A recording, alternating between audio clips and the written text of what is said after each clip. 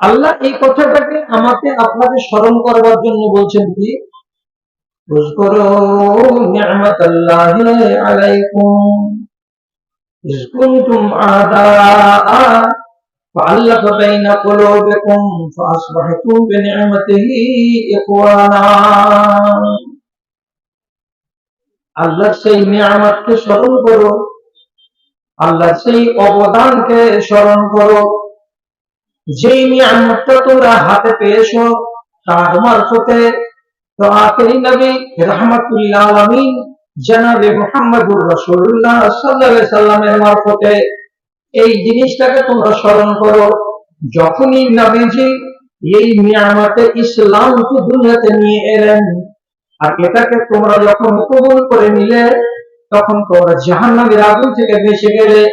তোমাদের দুনিয়ার জীবনের লাঞ্ছিত জীবনটা এবং তোমাদের জীবনের যত গ্লানি ছিল, নোংরামি ছিল, অসভ্যতা ছিল, বর্বরতা ছিল, সব দূরীভূত হলো।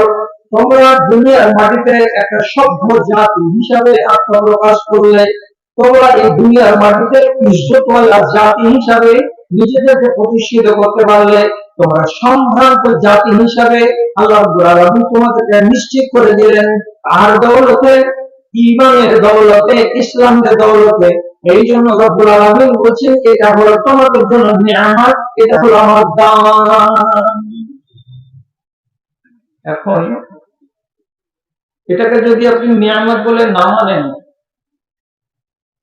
আপনাকে কার রূপ দিয়ে, কার ভাষা দিয়ে বুঝাবো? তাহলে উদাহরণে আপনাকে বলছি, অস্ট্রেলিয়ার একজন কম্পিউটারের মাস্টার, 26 বছর বয়স, এক নওজোয়ান খ্রিস্টান। সে একজন ইমাম সাহেবের সামনে আরজি জানালো যে আমি যদি ইসলাম ধর্মকে গ্রহণ করি, তাহলে আমাকে কি কি করতে হবে। এক, 2 নম্বর, ইসলামটাকে জানবো আমি কি করে, ভালো মন্দের বিচার আমাকে করতে হবে। তো উনি হায়দ্রাবাদের লোক ছিলেন, তাকে এখানে ইংরেজিতে কোরআন মাজিদ দিয়ে বললেন যে আপনি এটাকে আপনার ভাষা ইংরেজিতে পড়েন। বেচারি একটানা 6 মাস থেকে 10 মাস পর্যন্ত কোরআন মাজিদকে স্টাডি করলো। শেষের বেলায় ওই মাওলানার হাতে এই খ্রিস্টান নওজোয়ান কম্পিউটার সায়েন্স নিয়ে লেখাপড়া করা ছেলে, কোটিপতির আওলাদ, কোটি কোটি ডলারের মালিক, ইসলাম কবুল করল। তার দেশের সরকার তাকে বলল যে এটা বেকুব বুদ্ধু, তুই যে ধর্ম নিয়ে চলেছিস তার মেজরিটি আছে অস্ট্রেলিয়াতে, সারা পৃথিবীতেও মেজরিটি তাদের তো খ্রিস্টানদের।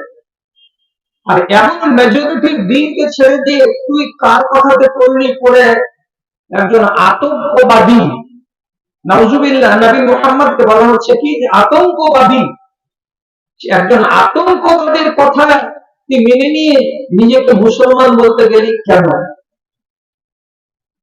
উনি তখন একটা 8 পাতার পমফ্লেট লিখলেন, একটা প্রতিবেদন লিখলেন, আমি কেন ইসলাম কবুল করলাম।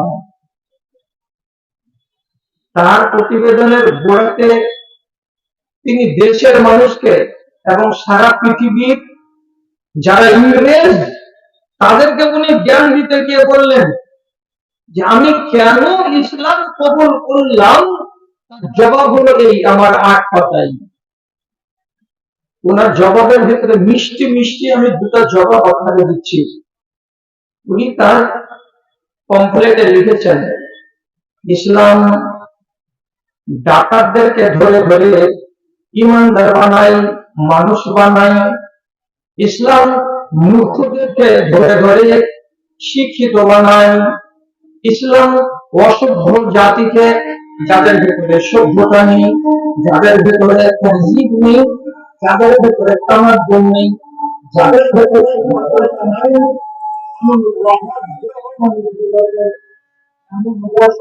মানুষগুলোকে এমন বড় বড় মানুষগুলোকে সমাজের মূল শত্রু নিয়ে এসে তাদেরকে সভ্য বানায়, তাদেরকে শরীফ বানায়, তাদেরকে ভদ্র বানায়। আমি এই জন্য ইসলাম কবুল